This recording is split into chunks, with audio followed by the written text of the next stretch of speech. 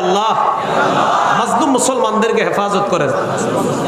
এই মুহূর্তে ফেরেশতা আমাদের প্রত্যেককে বলছে, তুমি যে দোয়াটা করলা আল্লাহ যেন তোমাকে বিপদ আপদ থেকে হেফাজত করে।